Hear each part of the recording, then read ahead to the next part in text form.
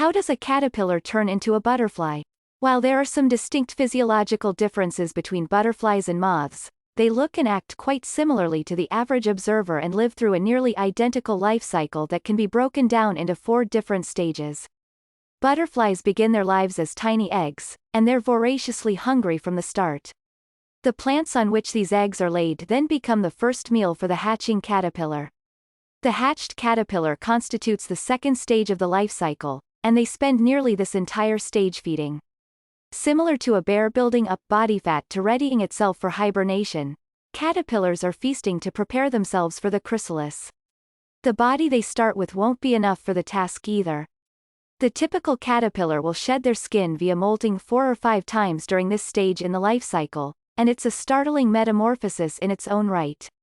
Over the course of 2 to 6 weeks, a monarch caterpillar can grow up to 100 times their original size before entering the chrysalis. Many will even take on dramatically different appearances as they trade one exoskeleton for another. The menu for moth and butterfly caterpillars is generally pretty consistent as well. Most caterpillar species are exclusive vegetarians. The majority of their menu will consist of leaves, and a monarch caterpillar can manage to comfortably eat 20 leaves in a day. The goal is to pack in as much protein as possible in preparation for chrysalis, and while most butterflies aren't particularly picky about what they eat, some have adapted to more specialized diets. Monarch caterpillars rely exclusively on a family of plants known as milkweeds, while a few different caterpillar species are actually carnivores. This includes the North American harvester butterfly and the Hawaiian Eupathecia auricloris, which hunt insects ranging from aphids to cockroaches to flies. But herbivorous caterpillars are a much larger threat to humans. Their voracious appetite makes them a seasonal threat to farmers and gardeners. Butterflies will eventually play a critical role in pollinating plants and keeping ecosystems healthy, but they need to build up a lot of energy to reach that point.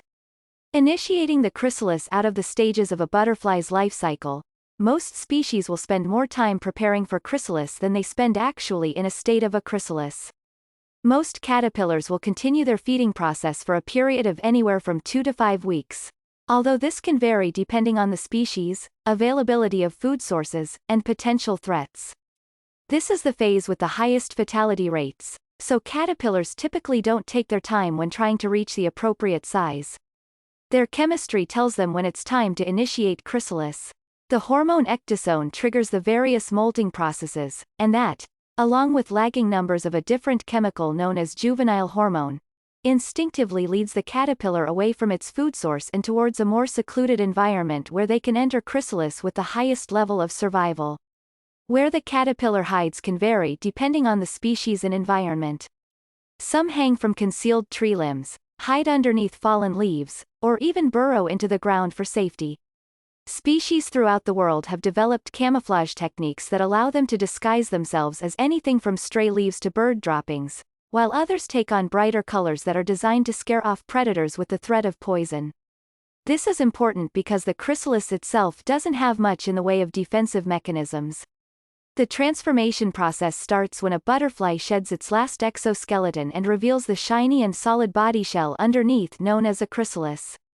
This chrysalis is essentially a hardened armor around the butterfly pupa that's constructed from the protein they've ingested. It's at this point that things become gross.